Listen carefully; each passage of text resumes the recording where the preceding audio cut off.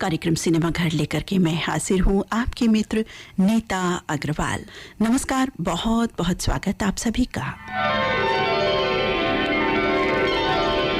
साथियों, आज सिनेमा घर कार्यक्रम में 1966 रिलीज फिल्म जो नासिर हुसैन द्वारा प्रोड्यूस की गई थी और लिखी गई थी, निर्देशक रहे विजय आनंद।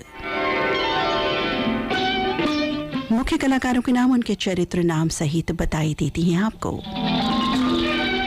शम्मी कपूर, अनिल कुमार और रॉकी के किरदार में आशा पारेख, सुनीता, लक्ष्मी छाया, मीना के किरदार में जो बनी है सुनीता की सहेली, इफ्तिखार, इंस्पेक्टर दास, प्रेमनाथ, कुंवर साहब, महेंद्र सिंह, हेलेन, रूबी, प्रेम चोपड़ा, रमेश। रूपा का किरदार निभाया है सबीना ने।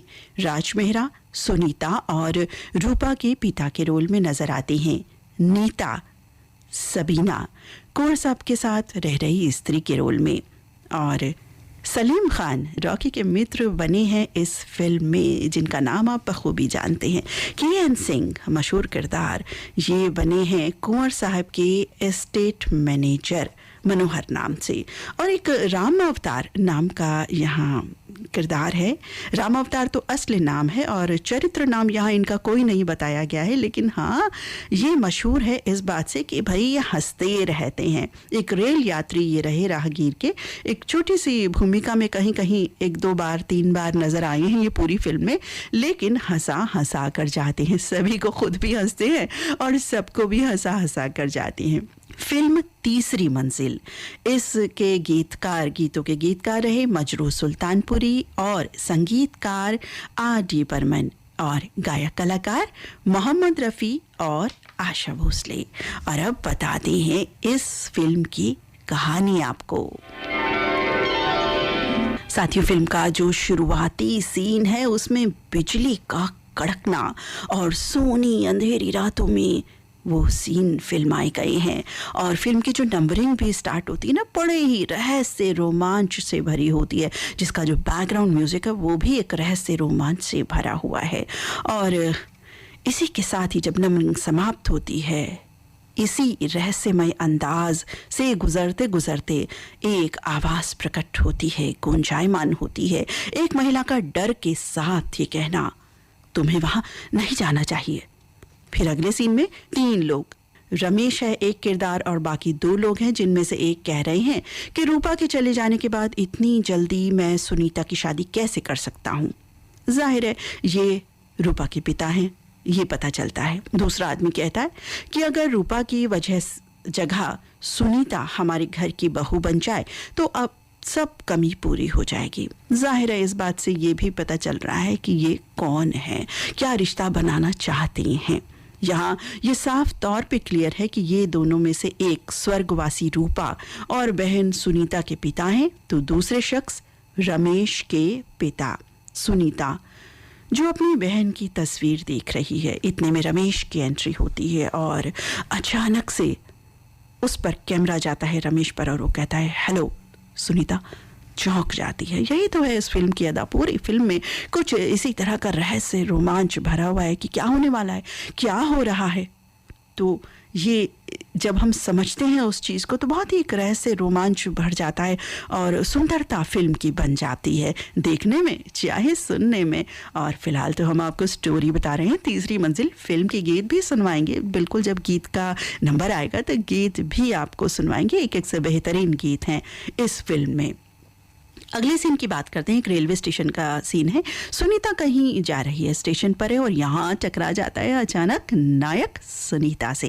टिकट लेने के लिए लाइन में दोनों लगे हैं। अब नायक तो है भाई बहुत बातूनी, तो खूब बातें कर रहे हैं, सुनीता से भी करे चले जा रहे हैं। और जो अन्य लाइन में खड़े व्यक्ति हैं, विशेष तौर पर वो हंसने वाला जो व्यक्ति हमने जिक्र किया ना, वो व्यक्ति भी लाइन में खड़ा हुआ है, तो उससे भी कुछ ना कुछ बोले जा रहे हैं और वो हंसे चला जा रहा है। और दोनों यानी कि सुनीता और जो नायक हैं, अभी इनका नाम पता नहीं चला है हमें, लेकिन हम बताए देते हैं, ये हैं अनिल कुमार सोना उर्फ रॉकी। ये एक ही जगह के टिकट इत्तेफाक से लेते नजर आते हैं, यानी देहरादून का टिकट। और ये रेलवे स्टेशन है दिल्ली का, यानी दिल्ली से देहरादून फर्स्ट क्लास में सफ़र करने वाले हैं ये दोनों। क्या होगा बताते हैं। अब जो हंसने वाला यात्री है, जो अधिकतर हंसता ही रहता है, वो भी ट्रेन के उसी डिब्बे में, यानी कि सुनीता, नायक अनिल कुमार सोना और जो हंसने वाला व्यक्ति है वो एक ही डिब्बे में है, फर्स्ट क्लास वाले में, और वो हंसता रहता है। अब शम्मी कपूर जो इस किरदार में है, जो अनिल कुमार सोना बने हैं, वो जो हंसने वाला नायक है ना, उसको कुछ ऐसे चिढ़ाते रहते हैं मुंह बना बना के ऐसे फनी से। तो अब उसे तो हंसने का शौक है, हंसना है उसे, तो वो उसको देख देख करके हंसने लगता है। अब सुनीता परेशान हो जाती है, उसे डांटती है, कहती है हंसेगा तो पिटेगा। अब नायक के कहने पर वो फिर से हंस देता है, क्योंकि ये छेड़छाड़ तो चल ही रही है ना, और सुनीता उसे छाता मार देती है। अब वो हंसने वाला जो व्यक्ति है गिर जाता है। नायक कहता है ये मर गया। सुनीता डर जाती है। नायक उसे डरा देता है कि पुलिस होगी, फांसी, जेल, ये वो। अब सुनीता ये सब बातें सुन करके भई हो जाती है बिल्कुल बेहोश, और फिर हंसने वाला व्यक्ति अगले स्टेशन पर उतरता हुआ हमें नजर आता है। जब सुनीता को होश आता है तो वो पूछती है कि भाई लाश कहाँ है? तो नायक कहते हैं कि मैंने लाश और उसका सामान ट्रेन से फेंक दिया। सुनीता उसे धन्यवाद दे कृतज्ञ हो जाती है, लेकिन ट्रेन से उतरने पर वही हंसने वाला आदमी इन दोनों को फिर से दिख जाता है, क्योंकि एक्चुअल में तो ऐसा हुआ ही नहीं था। और नायक जो हैं भाई बिल्कुल गायब हो लेते हैं वो तो, क्योंकि समझ गए कि अब तो पोल खुल गई जो उन्होंने झूठ बोला था। और अब सुनीता का सीन उसकी सहेली के साथ, जिसमें वो बहुत ही दुखी मन से कह रही है कि भाई आज 1 साल हो गया मेरी दीदी को गए। मेरी दीदी किसी से प्यार करती थी और बात प्यार से आगे बढ़ गई थी, तो मेरी दीदी ने जो चिट्ठी मुझे लिखी थी वो ये रही। चिट्ठी पढ़ी जाती है, जिससे ये मालूम होता है कि इस होटल में जहाँ सुनीता अब आ गई है, रॉकी का बैंड आया था पिछले साल। रॉकी ड्रमर है जिसके प्यार में मेरी दीदी थी। अब सुनीता रॉकी से बदला लेने के लिए प्रतिज्ञा कर लेती है कि मैं उससे बदला लेके रहूंगी, क्योंकि मेरी दीदी उसी के कारण नहीं रही। सुनीता कहती है कि ये बैंड अब फिर से इस होटल में आ रहा है, और मैंने अपनी सभी जो हॉकी टीम की सहेलियां हैं ना उनको बुला लिया है, हॉकी और रॉकी। अब इसी बात से आप समझ जाइए कि क्या प्लान हो चुका है। अब अगला सीन रॉकी बैंड का। रॉकी है वही आदमी जो सुनीता को ट्रेन के डिब्बे में मिला था। रॉकी रूम नंबर 309 से निकलते हुए, जी हाँ 309, तीसरी मंजिल यानी होटल की, और उधर सुनीता अपनी सहेली से बात करते हुए दुखी मन से अपनी बहन को याद करते हुए ये कहती है कि रॉकी नहीं होता तो मेरी बहन को यहाँ से कूदकर अपनी जान नहीं देनी पड़ती। और रॉकी ये सब सुन लेता है, वो ये भी सुन लेता है कि सुनीता रॉकी से बदला लेके रहेगी, क्योंकि रॉकी तो वो खुद ही है ना, तो हैरान परेशान हो जाता है। ये सुन करके वो चला जाता है। और अब अगले सीन में रॉकी अपना परिचय देता है सुनीता को कि मेरा नाम अनिल कुमार सोना है। इतने में एक वेटर अनिल को एक चिट्ठी देता है, ये कहते हुए कि रॉकी साहब आपके नाम एक चिट्ठी है। अब सुनीता और उसकी सहेली फिर हैरान परेशान होकर के देखने लगती हैं। रॉकी उर्फ अनिल ये बात बनाते हुए कहता है कि रॉकी को मैंने दरअसल गाना भेजा था और बोला था, लेकिन वो बोले कि आवाज़ उनकी ठीक नहीं है, और अब वो कह रहा है कि भाई तुम ही गाना गा दो आज। अब यहाँ इस सिचुएशन पर होता है कौन सा गाना? ये वाला।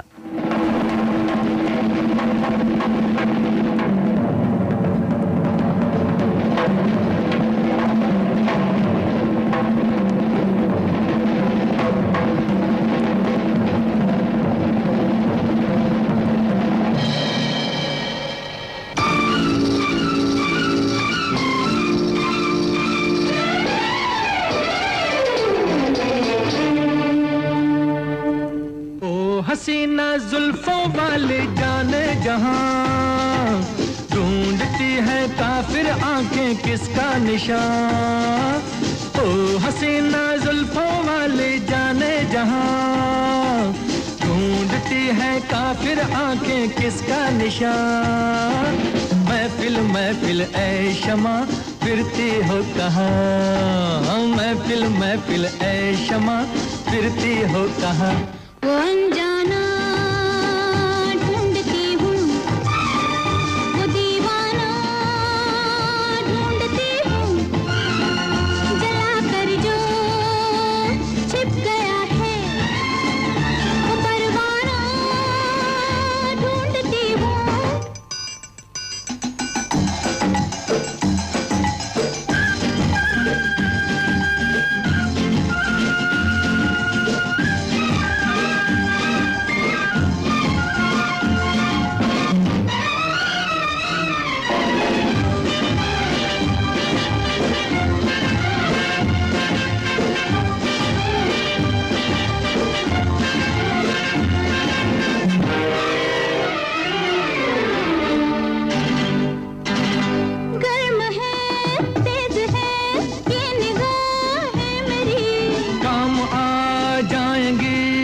दर्द आए मेरी। तुम किसी राह में तो मिलोगे कहीं। अरे इश्क हूँ मैं कहीं ठहरता ही नहीं। मैं भी हूँ गलियों की परछाई, कभी यहाँ कभी वहाँ। शाम ही से कुछ हो जाता है मेरा भी जादू जवां।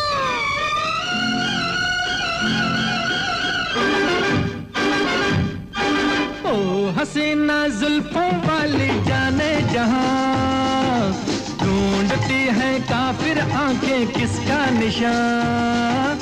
महफिल महफिल ऐ शमा फिरती हो कहाँ। महफिल महफिल ऐ शमा फिरती हो कहाँ। वो अनजाना ढूंढती हूँ, वो दीवाना ढूंढती हूँ। जला कर जो छिप गया है वो परवाना ढूंढती हूँ।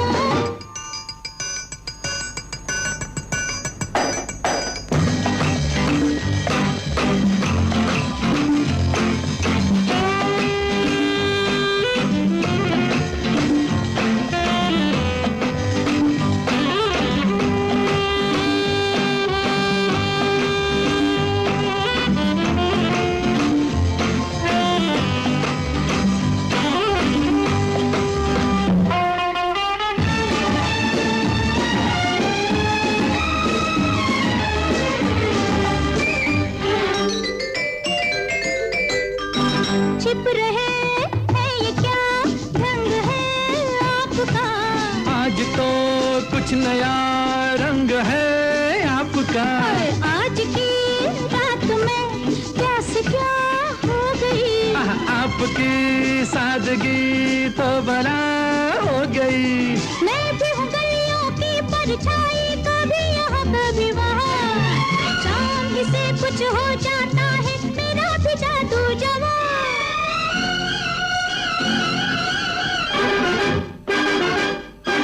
ओ हसीना जुल्फों वाली जाने जहां, ढूंढती है काफिर आंखें किसका निशान।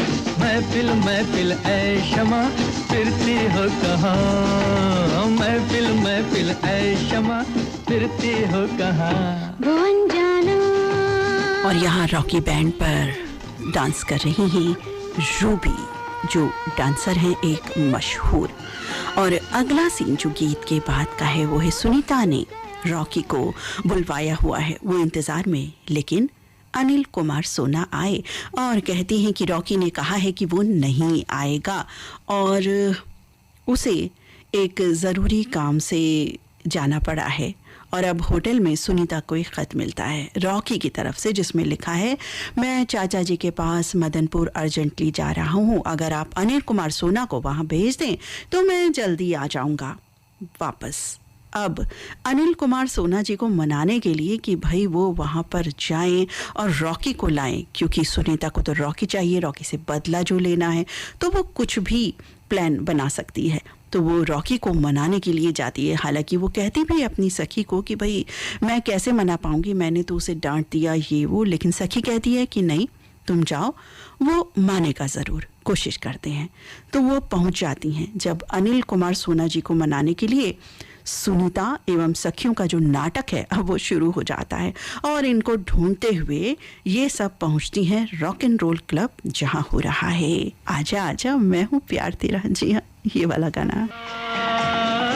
अल्लाह अल्लाह इनकार तेरा, ओ आजा आजा आजा आजा आजा आजा आजा आजा जा, मैं हूँ प्यार तेरा।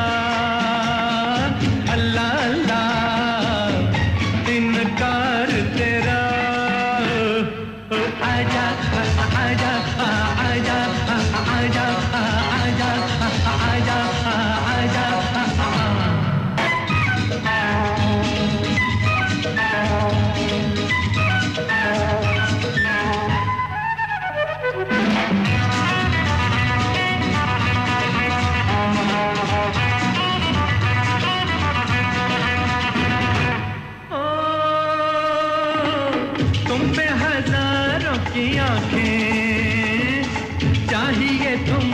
सहारा, पलकों में आओ छुपा लूं, नाजुक तन है तुम्हारा। आजा आजा आजा आजा आजा आजा आजा आजा आजा, मैं हूँ प्यार तेरा, अल्लाह अल्लाह इनकार तेरा। आजा आजा आजा आजा आजा आजा आजा।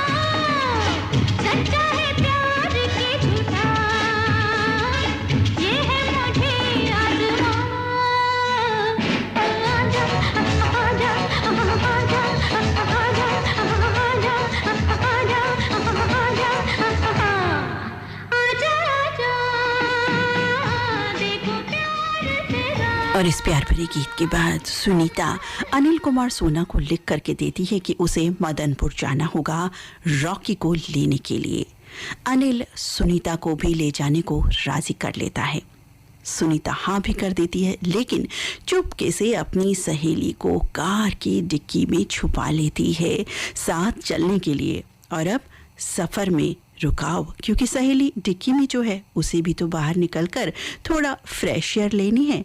और बहाने से सुनीता अनिल से गाड़ी रुकवाती है और गाड़ी से दूर ले जाती है। यहाँ नायक द्वारा होता है ये वाला गाना। मुझसे नहीं इस अंबर के नीचे दीवाना, मुझसे नहीं इस अंबर के नीचे, आगे है कातिल मेरा और मैं पीछे पीछे। दीवाना मुझसे नहीं इस अंबर के नीचे, आगे है कातिल मेरा और मैं पीछे पीछे।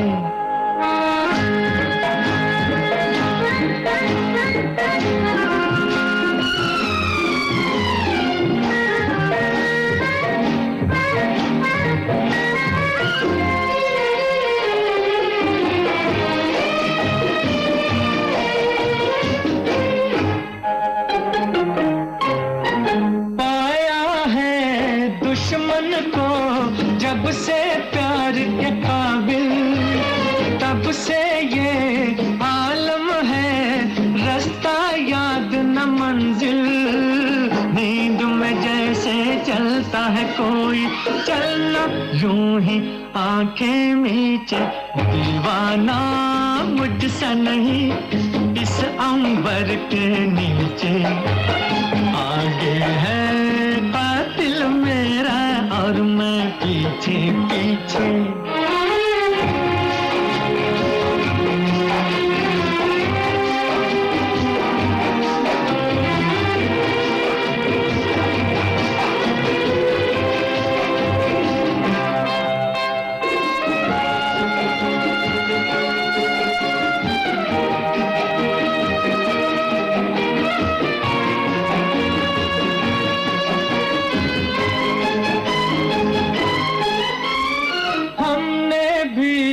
रखती हैं कल पे कल की बातें,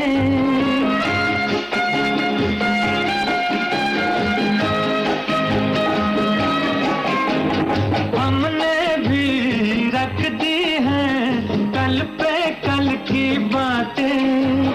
जीवन का हासिल है पल दो पल दिल की बातें, दो ही घड़ी को साथ रहेगा। करना क्या है तन्हा जी के, दीवाना मुझसा नहीं इस अंबर के नीचे। आगे है कातिल मेरा और मैं पीछे पीछे दीवाना। और गीत के बाद होता ये है कि डिक्की से निकली जो सखी है वो बाहर ही रह जाती है और ये दोनों गाड़ी से आगे बढ़ जाते हैं, क्योंकि सुनीता गाड़ी से निकलता हुआ जो दुपट्टे का छोटा सा अंश है वो देखती है, तो उसे ये बिल्कुल निश्चित हो जाता है कि मेरी जो सहेली है वो वापस डिक्की में आकर के बैठ गई है। और इस तरह से ये दोनों आगे बढ़ जाते हैं, लेकिन रास्ते में रात हो जाती है, रास्ते बंद हैं, गाड़ी का इंजन भी बंद हो गया। बारिश की रात, अंधेरी काली रात। सुनीता इस समय अनिल को गलत समझ लेती है। वो कहती है कि मुझे पता था तुम ऐसा सोचोगे, इसीलिए मैं अपनी सहेली मीना को साथ में लेकर के आई थी। लेकिन मीना, डिक्की खोलते हैं, मीना तो डिक्की में है ही नहीं। अब सुनीता गाड़ी से बाहर रहने की जिद करती है, लेकिन अनिल को पता है कि यहाँ जानवर और डाकू दोनों का खतरा है, वो बताता भी है। अतः वो उसे ज़बरदस्ती गाड़ी में बिठा करके लॉक कर देता है और स्वयं बाहर आ जाता है। बारिश की तूफानी रात, गाड़ी पर 2 गुंडों का हमला। अनिल सुनीता को बचाता है, गुंडों से मारपीट करता है, उनसे मार भी खाता है। और इसके बाद सुबह का सीन, सुनीता ने ये सब देखा और वो एकदम हैरान परेशान भी हो जाती है कि ये गुंडे कैसे आ गए। और फिर उसे याद आता है कि हाँ, बोला था अनिल कुमार सोना ने कि गुंडे हमला कर सकते हैं, गुंडे हैं यहाँ, जानवर हैं, तो इसने मुझे बचाया, खुद बाहर रह कर के गुंडों से पिटा। अब उसका मन बदल जाता है ये सब देखते देखते। सुबह हो जाती है, अनिल सुनीता को बचा लेता है गुंडों से। सुबह का सीन, अब सुनीता अनिल को ढूंढती है और अनिल की चोट देखकर उससे प्यार से बातें करने लगती है, लेकिन अनिल बात नहीं करता। लेकिन कुछ खट्टे मीठे संवादों के बाद बात बन ही जाती है और होता है ये गीत। ओ मेरे सोना रे सोना रे सोना रे, दे दूंगी जान जुदा मत होना रे। मैंने तुझे जरा देर में जाना, हुआ कसूर खफा मत होना रे। मैंने तुझे जरा देर में जाना, हुआ कसूर खफा मत होना रे। ओ मेरे सोना रे सोना रे सोना।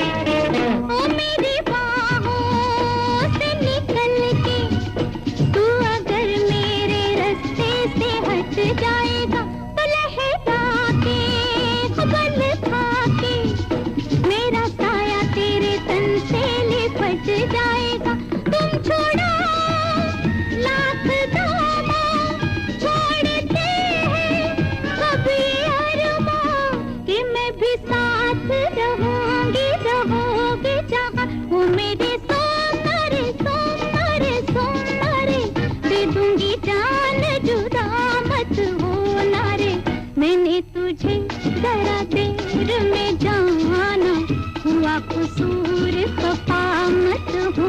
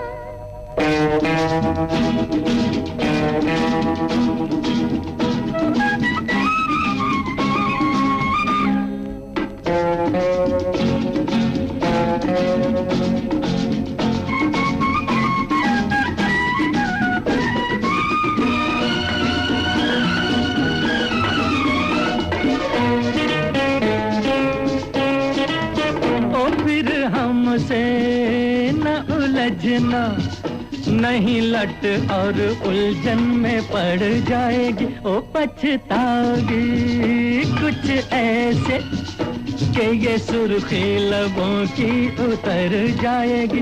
ये सजा तुम भूल जाना, प्यार को ठोकर मत लगाना, कि चला जाऊंगा फिर मैं न जाने कहाँ। मेरे सोना रे सोना रे सोना रे, दे दूंगी जान जुदा मत होना रे, मैंने तुझे जरा देर में जाना। और इस गीत के बाद रास्ते में सखी मीना भी किसी राह पर मिल जाती है और अब तीनों की वापसी होती है।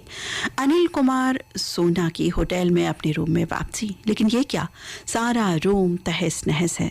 वो होटल कर्मी को बुलवाता है, पूछता है कि ऐसा क्यों, लेकिन होटल कर्मी कहता है कि भाई ये रूम तो लॉक था। होटल कर्मी ये भी बताता है कि अभी थोड़ी देर पहले मैंने एक आदमी को देखा जिसके मुंह में एक मोटा सा सिगार था, वो आपके कमरे के बाहर घूम रहा था।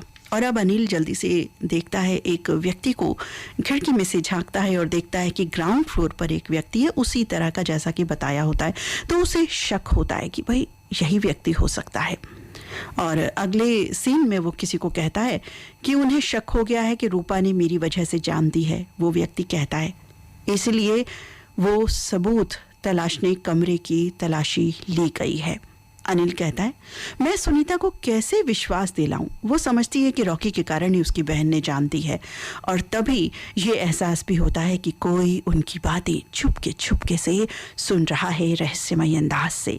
वो बाहर आता है, कुछ दूरी पर मिलती है वही डांसर रूबी। वो कहती है अभी नहीं।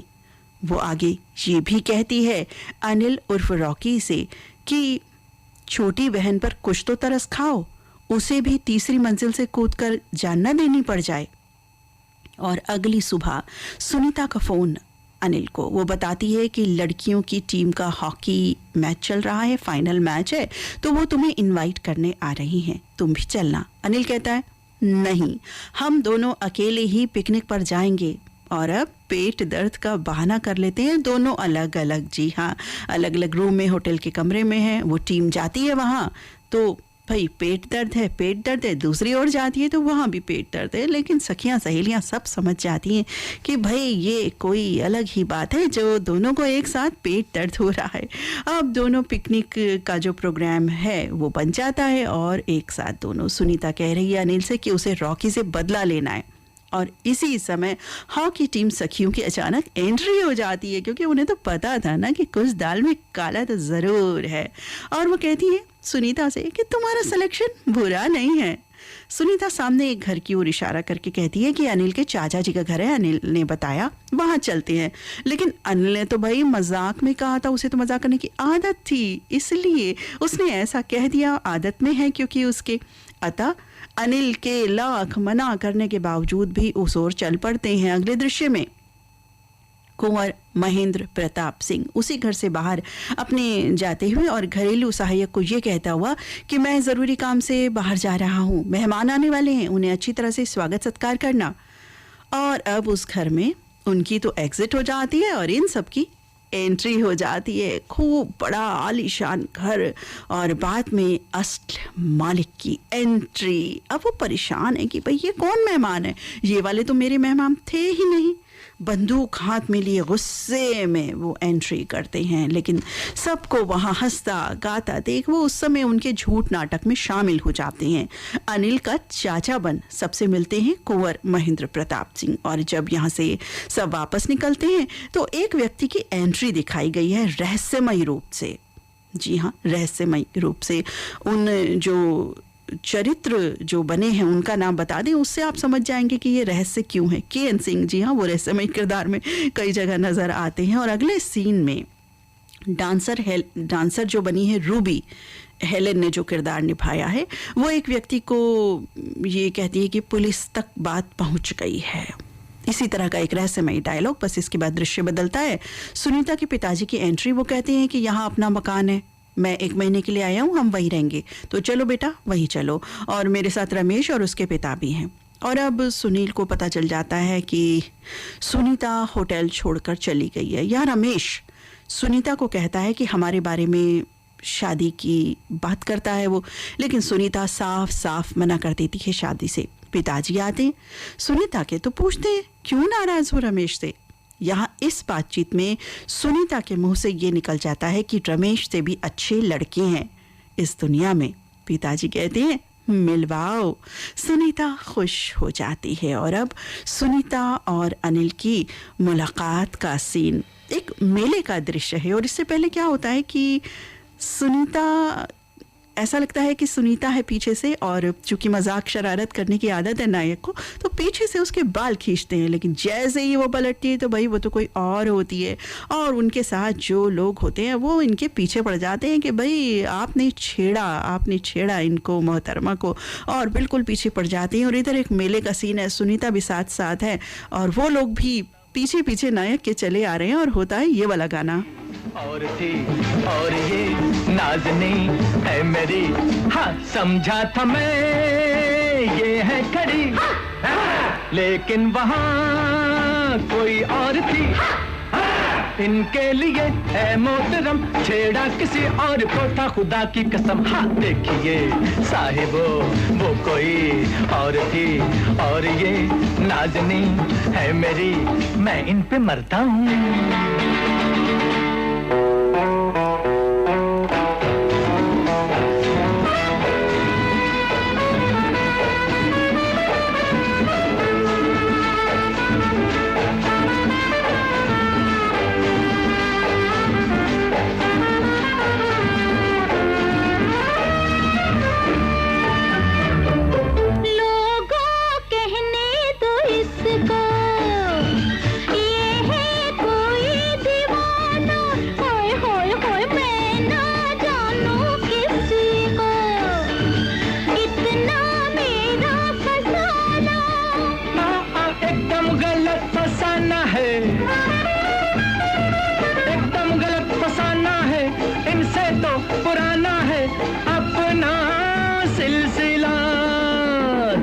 तो प्यार इनको भी है, मेरा खुमार इनको भी है, इनके लिए है मोहतरम, छेड़ा किसी और को था खुदा की कसम। हाँ देखिए साहिबो वो कोई और थी, और ये नाज़नी है मेरी, मैं इन पे मरता हूँ।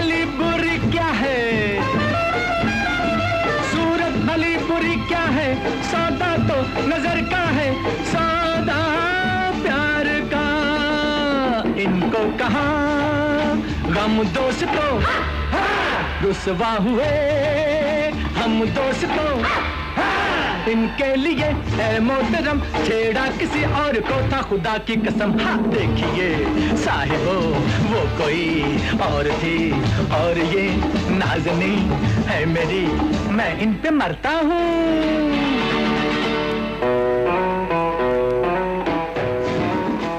और अब इस गीत के बाद सुनीता खुशी खुशी ये बताती है अनिल को कि मैंने अपने पिताजी को बता दिया है कि तुम कुंवर महेंद्र सिंह जी के भतीजे हो, और वो आप दोनों से मिलेंगे। अब होटल आ जाना, शाम को होटल से घर पर आ जाना, वहीं मिलेंगे हम। मैंने बता दिया है अपने पिताजी को सब कुछ, साफ साफ बात। और यहाँ ये सब सुन लिया है रमेश ने। जी हाँ, कई रहस्यमय बातें इस तरह की फिल्म में शामिल रहती हैं कि कोई किसी की बात सुन लेता है, कोई किसी को नज़र आता है। इस तरह की फिल्म ये है, आप इस फिल्म की ये खासियत है कहीं तो। और अब अनिल उर्फ रॉकी अपने बनाए उन नकली चाचा जी के घर जाता है, कहता है, उनसे रिक्वेस्ट करता है, सारी बात बताता है, कहता है कि भाई शाम को चलो और मेरी सब असलियत बता दो उन्हें। कुंवर जी कहते हैं कि ये बता दूं कि तुम मेरे भतीजे नहीं एक ड्रम प्लेयर हो। अनिल कुमार उर्फ रॉकी। अनिल कहता है बल्कि रूपा और मेरे प्यार की कहानी भी बता दो। कुंवर महेंद्र कहते हैं रूपा। अब अनिल बताता है कि आपको याद होगा कि पिछले साल यहाँ एक लड़की ने खुदकुशी कर ली थी 3री मंजिल से कूद करके। तो बोलते हाँ मुझे याद है कि ऐसा हुआ था। तो अनिल बताता है कि वो सुनीता की बड़ी बहन थी। कुंवर प्रताप कहते हैं कि तुम्हारा रूपा से क्या ताल्लुक है। सुनीता ये समझती है कि रॉकी ने उसकी बड़ी बहन को धोखा दिया है। कुंवर जी पूछते हैं कि असलियत क्या है। अब कहानी फ्लैशबैक में चली जाती है। अनिल बताता है उस रोज मैं ड्रम बजा रहा था और रूपा किसी और के साथ डांस कर रही थी। रूपा आती है और अनिल के ड्रम बजाने की बहुत तारीफ करती है और रूपा अपना नाम बताती है रॉकी को। और रूपा ज़बरदस्ती अनिल को डांस के लिए कहती है कि डांस करो मेरे साथ। अनिल उसमें बिल्कुल भी रुचि नहीं ले रहा, लेकिन ज़बरदस्ती रूपा उसे डांस फ्लोर पर खींच कर ले जाती है। इधर हेलेन जो है किरदार उनका जो है रूबी का किरदार, एक डांसर का किरदार है, वो ईर्ष्या भाव से इन दोनों को देख रही है। अगले सीन में रूपा और रॉकी चाय पी रहे हैं और रूपा ज़बरदस्ती अनिल के करीब आने की कोशिश में। रूपा कहती है कि मैं तुमसे प्यार करती हूँ, लेकिन अनिल उससे दूर भागता है और किसी तरह से पीछा छुड़ा कर भाग जाता है। और शाम को फिर वही होटल के डांस फ्लोर का सीन, जहाँ रूपा फिर से ज़बरदस्ती अनिल के साथ डांस करने को उत्सुक। इतने में एंट्री रमेश की। रूपा उसे देख सकपका जाती है। तुम तो जा रहे थे कलकत्ता, गए नहीं? रमेश कहता है मैंने ठीक सुना है, तुम वो लड़की हो जो कभी किसी एक के साथ नहीं रह सकती, मेरी मंगेतर होके किसी और के साथ। और चांद से मारने की धमकी देता हुआ गुस्से में वहां से चला जाता है रमेश। अब रात में रूपा का फोन रॉकी को, वो फोन कोई और भी चुपके से सुन रहा है। जी हाँ, मैंने कहा ना कई ऐसी बातें शामिल है इस फिल्म में। वो है डांसर रूबी। फोन की बातचीत में रूपा कहती है कि मैंने अपनी मंगनी रमेश से तोड़ दी है और इसी वक्त तुमसे मिलने मैं तुम्हारे कमरे में आ रही हूँ। रॉकी बहुत मना करता है, स्पष्ट मना करता है। रूपा कहती है अगर तुम नहीं माने तो मैं 3री मंजिल से कूदकर जान दे दूंगी। रॉकी कहता है कुछ भी करो, मैं आपसे हरगिज नहीं मिलूंगा, गुड बाय। अब रूपा रॉकी के कमरे के बाहर दरवाज़ा पीटती हुई, दरवाज़ा ना खुलने पर चीखने की आवाज़ रूपा की, यानी रूपा ने 3री मंजिल से छलांग लगा दी है। अब फ्लैशबैक से कहानी वापस आती है।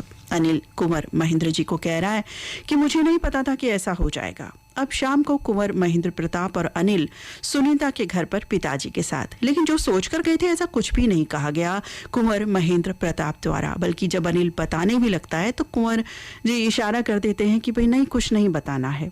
अगले सीन में डांसर नर्तकी का वकील आकर अनिल को कहता है कि रूबी जब तक डांस नहीं करेगी जब तक आप ड्रम प्ले नहीं करोगे, क्योंकि कॉन्ट्रैक्ट की यही शर्त है और अगर आपने नहीं मानी बात तो मजबूरन हम आपको कोर्ट तक ले जाएंगे, क्योंकि ये शर्त है। और होटल की कितनी बदनामी होगी, इतना बड़ा प्रोग्राम है ये।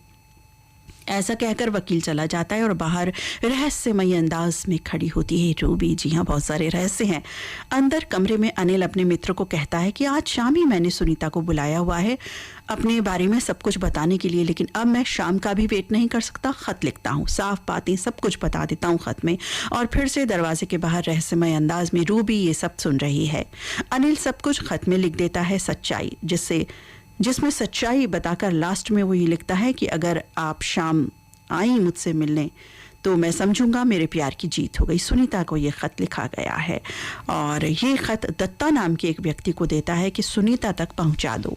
और अगले दृश्य में ये ख़त अब वही व्यक्ति रूबी को पढ़कर सुना रहा है। और अगले सीन में शो का समय शुरू होने से पहले अनिल बार बार पर्दे से झांक झांक कर देख रहा है कि भाई सुनीता आई कि नहीं आई। और सुनीता की एंट्री, अनिल खुश। वही खत वाला आदमी रूबी की इशारा करते ही अनिल कुमार की तरफ से एक खत सुनीता को देता है। और अब रहस्य ये भी कि ये 2 पत्र हैं।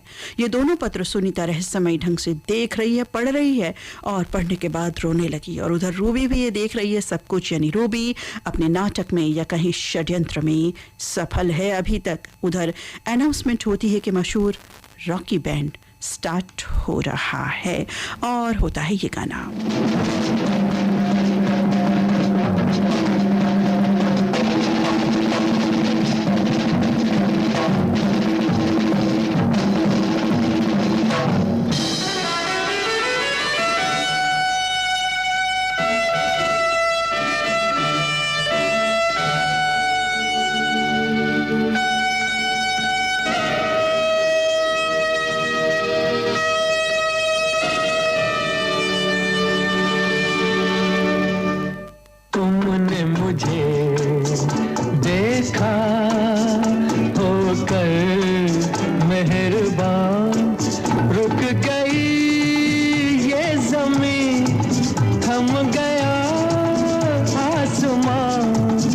जाने मन जाने जा तुमने मुझे देखा होकर मेहरबान रुक गई ये ज़मीं थम गया आसमां जाने मन जाने जा तुमने मुझे देखा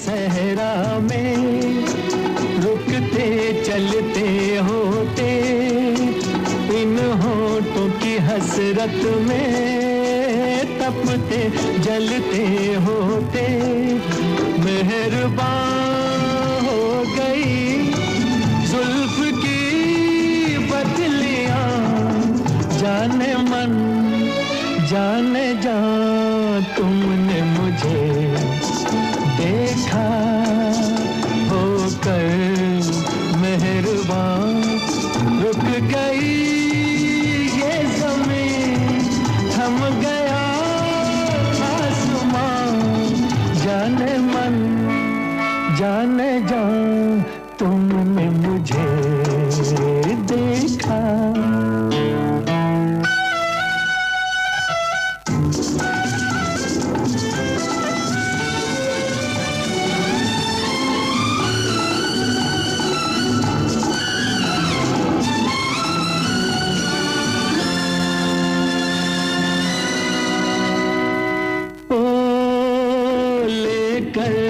हंसी जलवे तुम भी न कहाँ पहुँचे आखिर को मेरे दिल तक कदमों के निशान पहुँचे खत्म से हो गए रास्ते सब यहाँ जाने मन जाने जा तुमने मुझे देखा होकर मेहरबान रुक गई ये ज़मीं थम गया आसमां जाने मन जाने जा तुमने मुझे देखा होकर मेहरबान रुक गई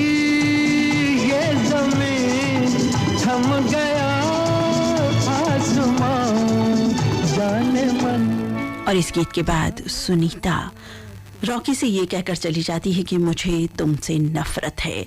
रॉकी उसके टेबल तक आता भी है तो मुड़े तुड़े पेपर यानी वही खत देखता है, उन्हें हाथ में लेता है। उसे कुछ समझ में नहीं आता। वो बदहवास हालत में सुनीता की तरफ बाहर की ओर भागता है। सुनीता रोते रोते चली जाती है और यहीं रूबी की एक कटु मुस्कान लिए सीन स्क्रीन पर उभरता है। अनिल सुनीता के घर पहुंचता है। वहां रमेश उसे अंदर नहीं आने देता, मारपीट करता है उसके साथ और कुंवर महेंद्र प्रताप भी आ जाते हैं पीछे पीछे गाड़ी में, जो अनिल को वापस गाड़ी में बिठाते हैं। उधर सुनीता के रोने का सीन। महेंद्र प्रताप उसे घर छोड़ते हैं। घर के बाहर हैं एक सीआईडी इंस्पेक्टर दास, कहकर परिचय देते हैं वो अनिल को और कहते हैं कि तुमसे कुछ जरूरी बातें करनी है। वो कहते हैं कि मुझे पहचाना? अनिल कहता है हाँ पहचाना, आप ही मेरा पीछा कर रहे हैं। इतने दिनों से मेरे कमरे की तलाशी भी ली थी। अब कोई लड़की खुद ही मुझसे प्यार करने लगे और खुदकुशी कर ले तो इसमें मेरा क्या दोष? सीआईडी इंस्पेक्टर दास चौंक कर कहते हैं खुदकुशी? वो कहते हैं शायद आपको पता नहीं मिस्टर अनिल, रूपा अपने आप उस तीसरी मंजिल से नहीं कूदी, उसे फेंका गया था। उसने खुदकुशी नहीं की, उसका खून किया गया है। और अनिल कहता है कोई क्यों उसका खून करेगा, किस लिए? आप समझते हैं कि मैंने उसका कत्ल किया है? अब सीआईडी इंस्पेक्टर बताते हैं कि रूपा जहां से निकली थी होटल आने के लिए रास्ते में उसकी गाड़ी का पेट्रोल खत्म हो गया था। वो पेट्रोल लेकर फिर आगे ड्राइव करके तुम्हारे पास पहुंची थी। इस बीच क्या हुआ ये मुझे नहीं पता। और अनिल, तुम्हारे अनुसार रूपा के यहाँ आने की सिर्फ 2 लोगों को खबर थी, एक तुमको और दूसरी रूबी, जिसने तुम्हारी और रूपा की फोन पर बातें सुन ली थी। वो पूछते हैं अनिल से कि रूबी तुमसे मोहब्बत करती है। अनिल हाँ में जवाब देता है। अनिल बताता है कि मेरा उससे सिर्फ और सिर्फ कारोबारी रिश्ता है। इंस्पेक्टर चला जाता है ये कहकर कि तुम सुबह 10 बजे आना, पुलिस स्टेशन कुछ और जानकारी लेनी है। अब कुंवर महेंद्र प्रताप सिंह की एंट्री होती है। वो पूछते हैं अनिल से कि पुलिस क्यों आई थी। अनिल बताता है इंस्पेक्टर से कि रूपा ने खुदकुशी नहीं की, उसका कत्ल हुआ है, और ये बताया इन्होंने। और इसके बाद अनिल सब राज जो है साफ साफ बता देता है कि भाई क्या पता लगाने की वो कोशिश करेगा, क्या बात हुई। और देखता है कि रमेश होटल के मैनेजर के पास आया है। दूसरे दृश्य में वो रूबी को भी कहीं जाते हुए देखता है, उसका पीछा भी करता है। अगला दृश्य 2 लोग, जिसमें से एक व्यक्ति कह रहा है कि देखो काम आज ही हो जाना चाहिए। अब रूबी रूम नंबर 309 में रॉकी पुकारती हुई, और रॉकी और रूबी आमने सामने। रूबी पूछती है, ओह सॉरी रॉकी, लेकिन ये सुनीता को क्या हुआ? वो एकदम से, लेकिन अब रॉकी समझ चुका है इन लोगों की चाल को। वो कहता है तुम अपने आप को बहुत चालाक समझती हो। उसी रॉकी के हाथ में अब है चाकू। वो चाकू दिखाकर उसे डराता है, धमकाता है, लेकिन एक पिस्तौल की गोली कहीं से चलती है जो रूपा की बैक साइड में आकर लगती है और रूपा वहीं खत्म हो जाती है। रॉकी का वही रहस्यमयी दुश्मन पिस्तौल से गोली चला देता है रूबी पर। इधर रॉकी भागता है व्यक्ति के पीछे, लेकिन नहीं उसे पकड़ पाता। और अब होटल मैनेजर की एंट्री होती है। पुलिस को खबर होती है कि रॉकी ने रूबी का कत्ल कर दिया, और सुनीता की सहेली उसे अखबार में भी पढ़वाती है ये न्यूज़। पुलिस स्टेशन में कुंवर महेंद्र प्रताप रॉकी की जमानत दिलवाते हैं इस बिना पर कि ये पाया जाता है कि वाकई किसी और ने रूबी पर पिस्तौल चलाई है उस तीसरी मंजिल के उस होटल के कमरे में। तो ये कहकर चले जाते हैं कुंवर कि मैं दिल्ली जा रहा हूँ, 2 रोज में वापस आऊंगा। उधर सीआईडी इंस्पेक्टर दास कहते हैं कि कोई है जो इस 4 दीवारी के बाहर तुम्हारा दुश्मन है। याद रखो कि वो शख्स रूबी को मारने नहीं आया, वो तुम्हारी जबान हमेशा के लिए बंद करने के लिए आया था, और रूपा का कातिल भी वही है। और मगर मैंने तो रूबी पर शक किया था, अनिल कहता है। तब इंस्पेक्टर बताते हैं कि दोनों कत्ल किसी आदमी ने किए हैं, और वो सबूत के तौर पर एक बटन दिखाते हैं और बोलते हैं कि ये बहुत महंगा बटन है, कोट का एक बटन जो रूपा के हाथ में पाया गया था। इसके बाद अगला सीन सुनीता के घर का। इंस्पेक्टर दास वहां भी कुछ तहकीकात कर रहा है, और फिर दुश्मनों द्वारा फिर से एक चाल। होटल के रूम में रॉकी के पास एक लड़की आती है भागती भागती, और कहती है कि 2 लोग तुम्हारे कत्ल की साजिश रच रहे हैं, मेरी गाड़ी नीचे खड़ी है, तुम फटाफट जाओ वहां पर। लेकिन रॉकी अब थोड़ा सा समझदार हो गया है। अब वो पुलिस को पहले फ़ोन करता है और बताता है ऐसे ऐसे बात है, मैं सीधा पुलिस स्टेशन आ रहा हूँ, और लड़की को कमरे में लॉक कर चला जाता है। लेकिन रहस्यमय अंदाज से रॉकी के जाते ही रूम का दरवाज़ा खुलता है, वो लड़की बाहर चली जाती है, और चलती गाड़ी के हैं ब्रेक फेल। जी हाँ, जिस गाड़ी में वो बैठा है, यानी कि पूरी की पूरा ड्रामा षड्यंत्र रचा गया है। पहाड़ी से गिरते हुए सीन गाड़ी का। अगले सीन में सुनीता और सुनीता की सहेली इंस्पेक्टर के सामने। इंस्पेक्टर कह रहे हैं कि शायद ब्रेक फेल गाड़ी में थे और अनिल के दुश्मनों ने उसे बैठा दिया, और अनिल अब इस दुनिया में नहीं रहे। और सुनीता रोती रोती चली जाती है, लेकिन अनिल जिंदा है। वो इंस्पेक्टर के पास आते हैं और इंस्पेक्टर भी हैरान रह जाते हैं, लेकिन कुंवर महेंद्र प्रताप को भी पता चलता है कि वो जिंदा है, तो वो किसी तरह अपने घर उसको ले जाता है और कहता है कि तुम यहीं रहो, कहीं नहीं जाना, क्योंकि तुम्हारे लिए बड़ी मुश्किलात हैं, दुश्मन पीछे हैं। जबरदस्ती चला जाता है कुंवर महेंद्र प्रताप, उसे लॉक करके, रॉकी को लॉक करके अपने घर के एक रूम में। इधर कपड़े बदलने के लिए रॉकी अलमारी खोलता है तो वो देखता है वही कोट जिसका बटन गायब, एक बटन उसका गायब होता है। अब वो हैरान परेशान कि ये क्या हुआ, एकदम हैरत में आ जाता है। बहुत सारा उसको रहस्य लगता है कि आखिर ये बात क्या है, लेकिन ये बात यही है कुंवर महेंद्र प्रताप सिंह से संबंधित। वो पता लगाने के लिए किसी तरह बाहर निकलता है, इधर उधर जाता है। कुंवर महेंद्र प्रताप मिल जाते हैं, उसे देख के खुश भी हो जाते हैं, लेकिन वो सब ड्रामा अब समझता है और होता ये है, वो जो लड़की है जो आई थी वो पकड़ में आ जाती है, क्योंकि वही है राज़दार। अब राज खुलता है। पूरी फिल्म का जो रहस्य चल रहा था वो ये कि वो जो लड़की है, वो जो आई थी जिसने ब्रेक फेल गाड़ी में उसको बिठवाया, वो कुंवर महेंद्र प्रताप सिंह की लिव इन पार्टनर है। और एक बार उन दोनों को कुंवर प्रताप सिंह की पत्नी ने देख लिया था, लेकिन गुस्से में आकर कुंवर प्रताप सिंह ने उसकी हत्या कर दी। उसकी लाश को ठिकाने लगाने के लिए जंगलों में उन्होंने बरी कर दिया। और ये देख लिया था रूपा ने, जो पेट्रोल लेने कहीं ढूंढती हुई आ रही थी, क्योंकि गाड़ी उसकी रुक गई थी और रूपा उस कत्ल की गवाह बन गई थी। इसीलिए रूपा का कत्ल किया गया। और वो ये भी बताती है अनिल को कि कुंवर जान गए थे कि रॉकी भी जान रहा है ये बात, तो इसीलिए तुमको भी वो निशाना साधने में लगे थे, लेकिन उस दिन निशाना चूक गया। वो निशाना तुम्हारे बजाय रूबी को लग गया और रूबी इस दुनिया से चली गई। ये राज अब सब पुलिस के सामने खुलता है, इंस्पेक्टर के सामने, और सारी बात साफ साफ हो जाती है कि अनिल उर्फ रॉकी बिल्कुल बिल्कुल और बिल्कुल निर्दोष है। और इस सारे रहस्य का अंत अब हो जाता है और इसमें जो जो शामिल थे इस कड़ी में, षड्यंत्र में, वो सब पकड़ में आ जाते हैं। और इसके बाद हैप्पी एंडिंग हो जाती है इस फिल्म की, यानी तीसरी मंजिल फिल्म की। साथियों, रहस्य रोमांच से लबरेज रही ये फिल्म, जिसकी हमने आपको स्टोरी सुनाई। 1966 में ये फिल्म रिलीज हुई थी। नासिर हुसैन द्वारा लिखी गई और प्रोड्यूस की गई। निर्देशक विजय आनंद रहे। और बाकी जानकारी भी हम आपको शुरू में दे चुके हैं, कुछ जानकारी हमने आपको दोबारा शेयर कर दी। तो तीसरी मंजिल फिल्म की कहानी और गीत सजे आज के सिनेमा घर कार्यक्रम में। और अब अपने मित्र नीता अग्रवाल को अनुमति दे। नमस्कार।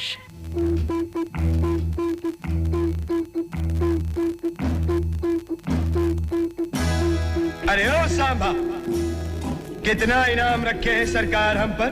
पूरे 50,000।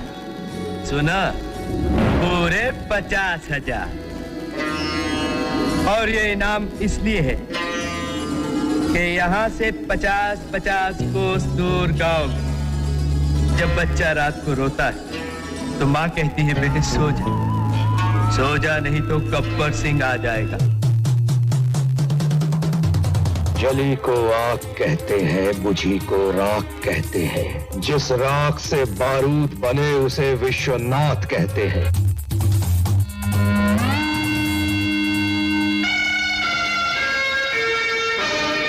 सुना सेठ, जिनके अपने घर शीशे के हों वो दूसरों पर पत्थर नहीं फेंका करते। सिनेमा घर प्रतिदिन सुबह 11 बजे से 12 बजे तक सिर्फ विविध भारती दिल्ली FM 106.4 मेगाहर्ट्ज पर।